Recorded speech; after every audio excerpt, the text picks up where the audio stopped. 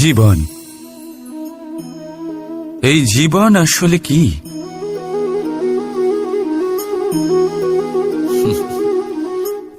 এই প্রশ্ন সবার মনেই এসে থাকে। সবার মন এই প্রশ্নের জন্যই চিন্তিত থাকে। এই জীবন আসলে কি? এর উদ্দেশ্য আসলে কি? কি করা যেতে পারে এই জীবনে?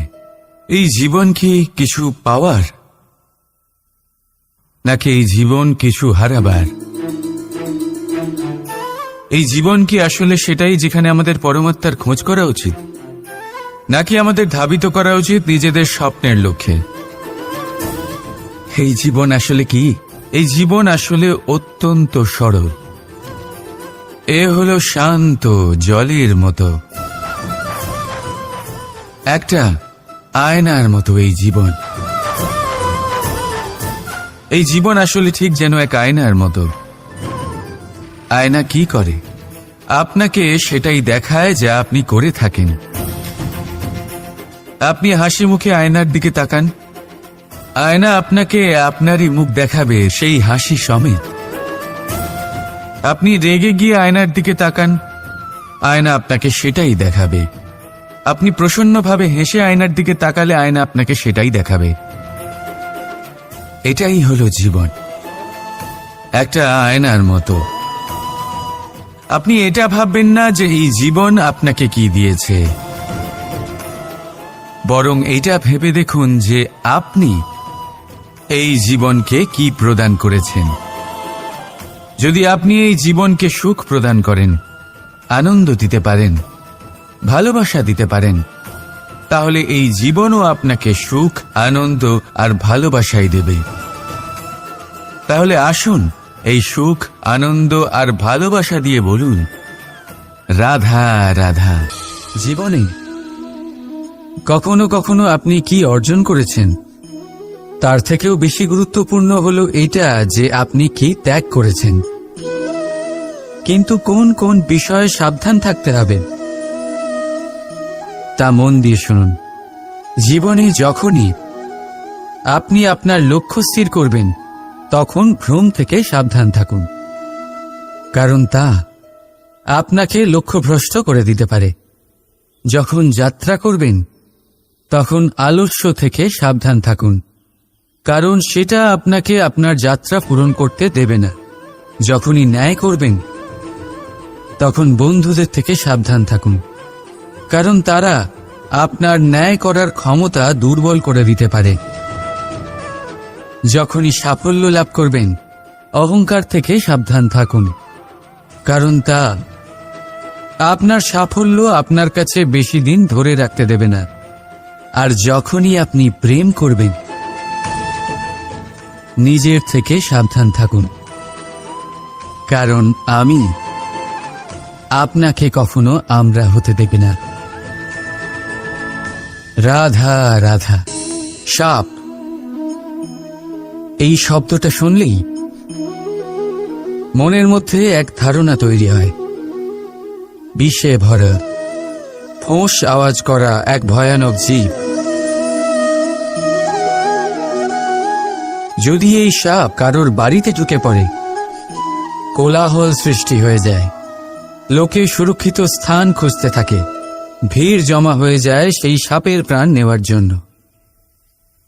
কিন্তু যদি এই সাপ কোনো মন্দিরে দেখতে পাওয়া যায়, তাহলে কি হবে? লোকে সেই সাপের সামনে নিজের মাথা নত করবেন, প্রার্থনা করবেন, হাত জোড় করবেন, দুধ খাওয়াবেন, তাকে শিবের আশীর্বাদ মনে করবেন। তাহলে এই বিষয়ে আপনার মতামত কি? ভাবুন, মানুষগুলো সেই একই ছিল, সাপও সেই একই। তাহলে পরিস্থিতিতে এত তফাৎ কেন? কোথাও সেই সাপের প্রাণ নেওয়া হচ্ছে, আবার কোথাও সেই সাপকে পুজো করা হচ্ছে। তফাতের কারণ হল সংস্পর্শ আর স্থান। যখন সেই সাপ শিবের সংস্পর্শে ছিল, মন্দিরের পবিত্র আবহাওয়াতে ছিল, তখন সে দেবতুল্য হয়ে উঠেছিল, নয়তো সে আমাদের কাছে শত্রুই ছিল। তাই না?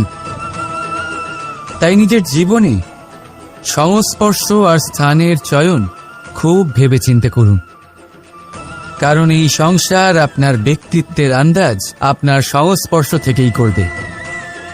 আর হ্যাঁ, এখানে বিষয় ধনী বা গরিবের নয়, এখানে বিষয় হল সংস্কারী আর সদাচারীর সঙ্গে। সদাচারীর সঙ্গ সবসময় সম্মানের কারণ হয়। রাধা রাধা। আপনি কখনো কোনো স্বর্ণকারকে দেখেছেন? সোনা তারই হয়, গয়না বানানোর শিল্প তারই হয়। তাও ও বারবার সোনাকে গরম করে, হাতুড়ি নিয়ে বারবার তার উপরে প্রহার করে। কিসের জন্য? যাতে সে সেই স্বর্ণকে কুন্দন বানাতে পারে, প্রত্যেক আঘাতের সাথে তার মধ্যে থেকে খাদ বের করতে পারে। একজন বিবেকশীল ব্যক্তিরও এটা করা উচিত, যাতে এই সংসার আপনাকে আঘাত করার আগে আপনি নিজের মধ্যে থাকা দোষগুলো বহিষ্কার করে দিন। হয়তো একটু কষ্ট হতে পারে, কিন্তু এ অবশ্যই করুন। যদি আপনি কুন্দন হতে চান, তাহলে নিজেকে নিজের স্বর্ণকার অবশ্যই হতে হবে। রাধা রাধা।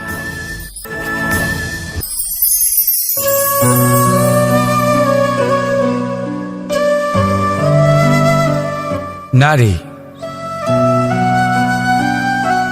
পুরুষরা যাকে নাম দিয়েছেন ত্রিয়া, কেন দিয়েছেন, কে দিয়েছেন, কেউ তা জানে না।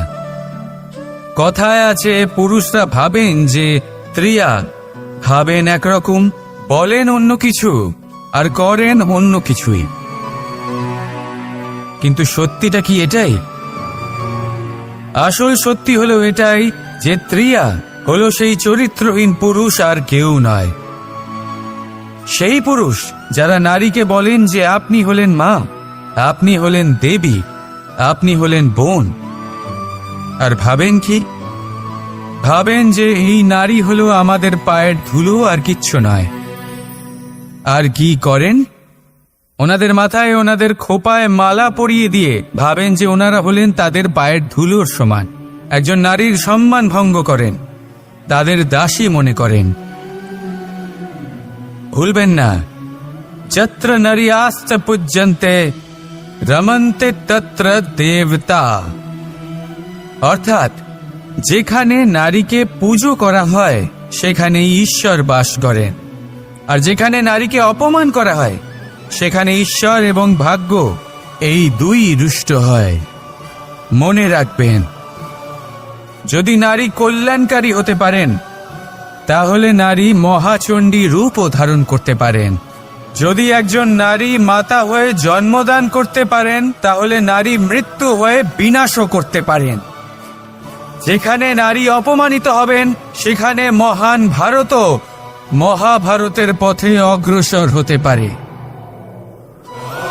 তাই মনে রাখবেন, নারীর অপমান যেন কখনোই না ঘটে। আর যদি কোথাও নারীর অপমান হয়, তার অর্থ হলো আপনার বিনাশ আপনার দিকেই আসছে, আর এটা হলো তার প্রথম পদক্ষেপের প্রথম পদধ্বনি।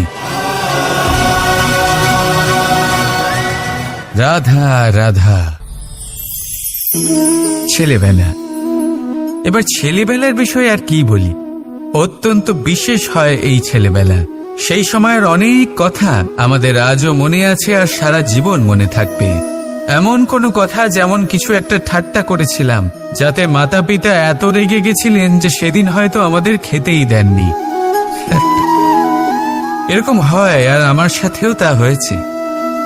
কিন্তু একটু ভেবে দেখুন, যখন আমরা অভুক্ত থাকি, তখন কি আমাদের মাতা পিতার গলা দিয়ে খাবার নামতে পারে? কখনোই নয়। কিন্তু আমরা তো কথা বলছি মাতা পিতাকে নিয়ে। কিন্তু যদি আমরা নিজেদের কথাও বলি, আমরা যদি কখনো জানতে পারি, কোনো ভিক্ষুকের বিষয় জানতে পারি যে সে অভুক্ত রয়ে গেছে, তখনও আমাদের গলা দিয়ে খাবার নামে না। আর এই যে কথাটা, যখন সমাজে খুব বড় কোনো বিপদ আসে, তখন এই কথা আমাদের কাছে স্পষ্ট হয়ে যায়। যেমন ধরুন কোনো মহাযুদ্ধ বা মহামারী হয়, তখন মন অশান্ত হয়ে ওঠে। আর তখন যদি আপনি মনে শান্তি পেতে চান, তো একটাই মন্ত্র রয়েছে, সেবা করুন। যতটা পারবেন ততটা সেবা করুন। এই সমাজে কত সংখ্যক মানুষ রয়েছেন যারা খালি পেটে শুয়ে পড়েন, কিন্তু যদি আমাদের মধ্যে প্রত্যেক মানুষ চেষ্টা করেন, সঠিকভাবে চেষ্টা করেন, তাহলে কোনো মানুষ অভুক্ত থাকবেন না। এক অত্যন্ত গুরুত্বপূর্ণ কথা মনে রাখবেন, কোনো দরিদ্র, কোনো অভুক্তকে খেতে দেওয়া তা হল ঈশ্বরকে ভোগ নিবেদন করার থেকেও মহান কার্য। কারণ ঈশ্বর গরিব মানুষের প্রার্থনায় বাস করেন। আর ধরে নিন, যদি সেই ভিক্ষুক আপনার দেওয়া খাবার গ্রহণ করেন, অর্থাৎ ঈশ্বর আপনার দেওয়া খাবার গ্রহণ করলেন। কারণ এই মানবতা, এই সেবাই হল ঈশ্বরের সব থেকে বড় আরাধনা। তাই এই আরাধনায় বিলীন হয়ে থাকুন, আর আমার সাথে ভালোবেসে বলুন, রাধা রাধা। অর্ধাঙ্গিনী। আপনার জীবনে অর্ধাঙ্গিনীর ভূমিকা কি হতে পারে? আপনি বলবেন সেরকমই যেমন আমার জীবনে রুক্মিণীর ভূমিকা। এটা সত্যি, কিন্তু এটাও সত্যি কথা যে আমার আর রুক্মিণীর এই সম্পর্ক, তাকে আরো গভীর করার জন্য অত্যন্ত প্রয়োজনীয় হলো আমরা প্রথমে বন্ধু হই। একজন ভালো স্বামী বা স্ত্রী হবার প্রথম পদক্ষেপ বন্ধুত্ব, অর্থাৎ সখা প্রেম। যতক্ষণ না এক স্বামী স্ত্রী নিজেদের সম্পর্কে বন্ধুত্বের মাহাত্ম্য বুঝতে পারবেন না, ততক্ষণ এই সম্পর্ক যেন অপূর্ণ থেকে যাবে। আর তারপর এই সম্পর্কে জন্ম নেয় সেই অনুভূতি, যেমন অধিকার, যেমন অভিমান। এই দুই ভাবনা যা এই সম্পর্ক ভাঙার প্রথম পদক্ষেপ হয়ে থাকে। সেই জন্য নিজের দাম্পত্য জীবনে অধিকার ফলানোর আগে নিজেকে জিজ্ঞাসা করুন, আপনি কি আপনার জীবনসঙ্গীর সব থেকে ভালো সখা হতে পেরেছেন? সম্পর্ক আরো উন্নত হবে। রাধা রাধা। উৎসব, পুজো, পার্বণ আমাদের জীবনে উল্লাস করে দেয়। এবার দীপাবলির উৎসব এসেছে।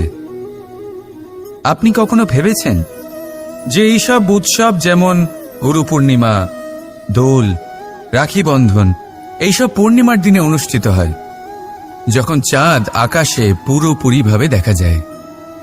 কিন্তু দীপাবলির এই শুভ উৎসব অনুষ্ঠিত হয় অমাবস্যার দিবসে। অমাবস্যা যাকে আমরা অশুভ বলে মনে করি। কখনো ভেবে দেখেছেন কেন শ্রীরাম অমাবস্যার এই দিন বেছেছিলেন অযোধ্যায় ফেরার জন্য? একদিন পরে বা একদিন আগেও তো আসতে পারতেন উনি, কারণ উনি এই সংসারকে একটা বার্তা পৌঁছে দিতে চেয়েছিলেন যে মুহূর্ত নয়, কর্মই আসল। যদি আপনার কর্ম বড় হয়, শুভ হয়, তাহলে অমাবস্যার এই রাতকেও প্রদীপের সাহায্যে আলোকিত করা যেতে পারে। তাই সময় বিচার করা না করা আপনার সিদ্ধান্ত মাত্র, কিন্তু নিজের কর্মের বিচার করা আমার উপদেশ। রাধা রাধা। জীবনে আমরা আপনদের জন্য, আমাদের প্রিয়জনদের জন্য সর্বদা ভালো কিছু করতে চাই। ওদের খুশি করার জন্য অনেকবার ওদের উপহার দিই। আর উপহার দেওয়ার সময় একটা বিষয় মনে সর্বদা থাকে, সেই উপহার বিশেষ হওয়া উচিত। সেই উপহার সুন্দর হওয়া উচিত, মূল্যবান হওয়া উচিত। এমন উপহার হওয়া উচিত যা সব সময় তাদের মনে থেকে যায়। কিছু মানুষ বেছে নেন ভালো বস্ত্র, আবার কিছু মানুষ বেছে নেন দামি অলংকার। কিন্তু এটাই কি যথেষ্ট? আপনি নিজেই ভাবুন। যতই ভালো বস্ত্র হোক না কেন, একটা সময়ের পরে তার রং ফিকে হয়ে যায়, খারাপ হয়ে যায়, ছেড়ে যায়। মূল্যবান অলংকারও কখনো না কখনো চুরি হয়ে যেতেই পারে। চিরকাল সেইগুলি সাথে থাকবে এমন নাও হতে পারে। তাহলে এমন কি দেওয়া যায় যা চিরকাল তাদের সাথে থাকবে? উত্তর হলো ভালো সময়। যদি আপনি কাউকে ভালো উপহার দিতে চান, তাহলে তাদের সাথে ভালো সময় কাটান। কারণ যতই আপনি তাদের সাথে সময় কাটিয়ে নিন না কেন, তা কখনো পুরনো হবে না। এটা সর্বদা মনে জীবিত থাকবে, আর সেই আনন্দের মুহূর্তগুলি কেউ তাদের থেকে না কেড়ে নিতে পারবে আর না চুরি করতে পারবে। তাই আনন্দের সাথে সময় কাটান আর ভালোবেসে বলুন, রাধা রাধা। এই সংসারে জ্ঞানী কে? সেই ব্যক্তি যিনি বেদের অর্থ বোঝেন, নাকি তিনি যিনি জন্ম এবং মৃত্যুর রহস্যের সমাধান করেছেন, নাকি তিনি যিনি ৬৪ কলায় নিপুণ? না, এই সংসারে জ্ঞানী তিনি যিনি কেবলমাত্র একটা পার্থক্য বোঝেন, পার্থক্য মেনে নেওয়া আর দৃঢ় হওয়ার মধ্যে। শব্দগুলি অত্যন্ত সরল, কিন্তু যদি মন দিয়ে ভেবে দেখেন তাহলে এর অর্থ অত্যন্ত গুরুত্বপূর্ণ। বুঝিয়ে বলছি আপনাকে, যদি মেনে নেন তাহলে হার, কিন্তু যদি দৃঢ় হন তাহলে জিত। যদি মেনে নেন তাহলে কেউ আপন, কিন্তু আপনি দৃঢ় হলে সে আপনার শত্রু। মেনে নিলে ভগবান আছেন, আর দৃঢ় হলে তা শুধুমাত্রই এক পাথর। শুধু এই পার্থক্যগুলি বুঝে নিন, সংসারের সমস্ত কিছুই আপনার কাছে পরিষ্কার হয়ে যাবে। রাধা রাধা। দৃষ্টি মানুষকে দেওয়া প্রকৃতির অন্যতম শ্রেষ্ঠ উপহার। সেই দৃষ্টি যার জন্য মানুষ এই সংসার দেখতে পারে, নিজের পথ দেখতে পারে। কিন্তু সংসারে দৃষ্টি লাভ করেও সবাই মহান হতে পারে না, প্রসন্ন হতে পারে না। প্রসন্ন শুধুমাত্র তারাই হয় যাদের দৃষ্টিভঙ্গি শুভ হয়। এবারে যারা গোলাপে শুধুমাত্র কাঁটা খুঁজে পায়, তাদের হাত অবশ্যই সেই কাঁটা দ্বারা আঘাতপ্রাপ্ত হয়, কারণ তাদের দৃষ্টি শুধুমাত্র কাঁটা অবধি সীমিত থাকে। কিন্তু সুগন্ধ প্রস্তুতকারক পাপড়ি অবশ্যই খুঁজে বার করেন। কেন? একটু ভেবে দেখুন। যারা অন্ধকারে আলো পেতে চান, তাদের কাছে প্রদীপ ও সূর্যের মতো মনে হয়। কিন্তু যারা খুঁত বার করতে চান, তারা সেই প্রদীপের নিচে অন্ধকারই খুঁজে পান। যারা ভালোবাসা পেতে চান, তারা অচেনা মানুষের মধ্যেও স্নেহ খুঁজে পান। নয়তো কাউকে পেয়েও তাদের না চিনতে পারা মানুষের অভাব নেই। দৃষ্টি আমাদের দেখায়, কিন্তু দৃষ্টিভঙ্গি আমাদের সেটা দেখায় যা আমরা দেখতে চাই। যেমন আপনার ভাবনা হবে, সেটাই সত্যি হয়ে আপনার সামনে আসবে। তাই আপনার ভাবনাগুলিকে শুভ করুন আর ভালোবেসে বলুন, রাধা রাধা। আমার সামনে রয়েছে গরুর দুধ, যা 2 দিন পর্যন্ত ভালো থাকে। যদি এই দুধ গরম করে জমানো হয়, তাহলে তৈরি হয় দই, যা 3-4 দিন অবধি ভালো থাকে। যদি এই দইকে মন্থন করেন, তৈরি হবে মাখন, যা অনেক সপ্তাহ ভালো থাকে। আর যদি এই মাখন ফোটানো হয়, তাহলে তৈরি হয় ঘি, যা বহু বছর ভালো থাকে। মানেটা বুঝলেন? তাপ আর মন্থন। জীবনে যত পরীক্ষায় উত্তীর্ণ হতে পারবেন, যত কষ্টের তাপ সহ্য করতে পারবেন, যত মন্থনের বাধা পেরোতে পারবেন, ততই যশ, শক্তি আর সামর্থ্য বাড়তে থাকবে। তাই কর্ম করুন, কঠিন বাধার সম্মুখীন হন, আর মন্থন করে মন শুদ্ধ রাখুন। মন প্রসন্ন হয়ে বলবে, রাধা রাধা।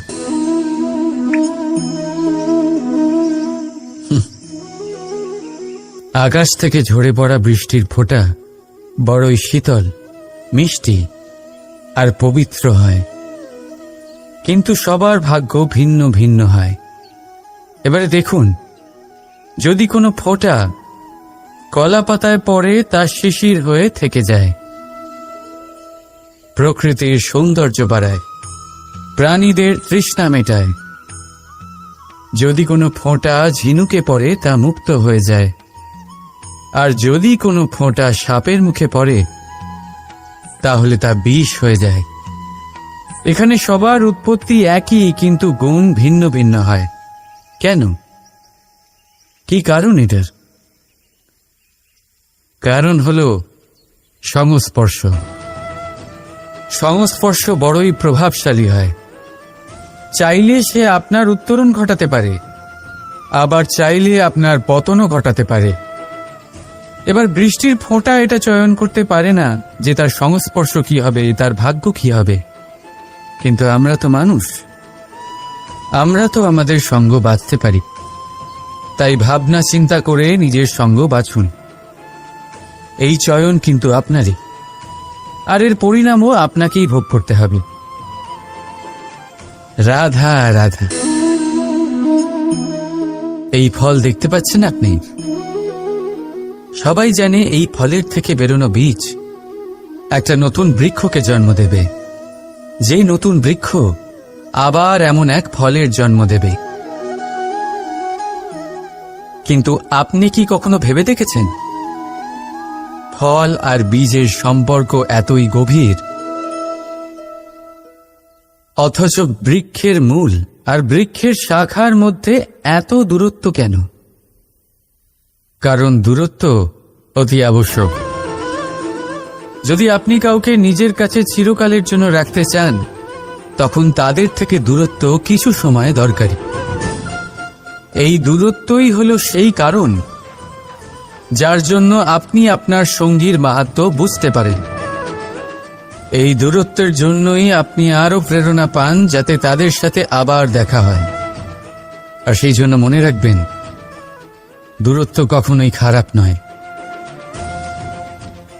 ফলের থেকে বীজের এই দূরত্বই নতুন ফল হওয়ার কারণ হয়ে দাঁড়ায়। প্রেমের আসল পরীক্ষা হয় এই দূরত্ব দিয়েই। তাই দূরত্বের সাথেও প্রেম করুন, আর ভালোবেসে বলুন, রাধা রাধা। আসতে চলেছে দোল উৎসব। দোল অর্থাৎ রং, দোল অর্থাৎ প্রেম, দোল অর্থাৎ রাধা কৃষ্ণ। কখনো ভেবেছেন কেন এই দোল উৎসব রাধা কৃষ্ণের সাথে জড়িত? উত্তর সহজ। রাধা আর কৃষ্ণ পৃথিবীতে এসেছে প্রেম শেখাতে, আর পৃথিবী তৈরি হয়েছে পঞ্চরঙের পঞ্চ পদার্থ দিয়ে: ভূমি, বায়ু, অগ্নি, জল আর আকাশ। দোলের এই উৎসব না শুধুমাত্র রাধা আর কৃষ্ণের প্রেমের প্রতীক, বরং পৃথিবীতে এই পঞ্চ পদার্থের মিলনেরও প্রতীক। সেই পদার্থ যা না কেবল এই পৃথিবী তৈরি করে, বরং সেই মানুষদেরও সৃজন করে যারা এই পৃথিবীতে বাস করে। আর যখন মানুষ একে অপরকে দোলের রঙে রাঙিয়ে দেয়, তখন কাউকে আলাদা দেখতে লাগে না, সবাইকে একরকম লাগে।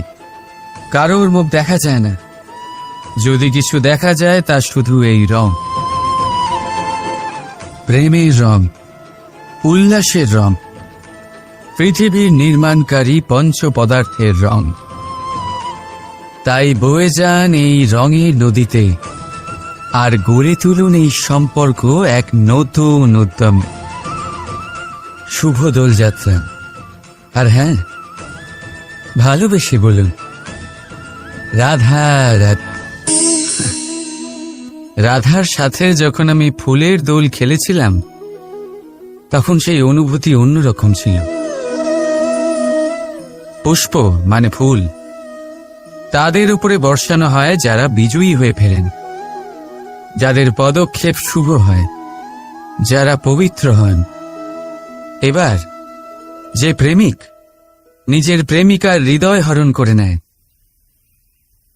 তার থেকে বেশি শক্তিশালী কে? যে নিজের আগমন দ্বারা আমাদের জীবন ধারা পাল্টে দেয়। তার থেকে বেশি শুভ কি?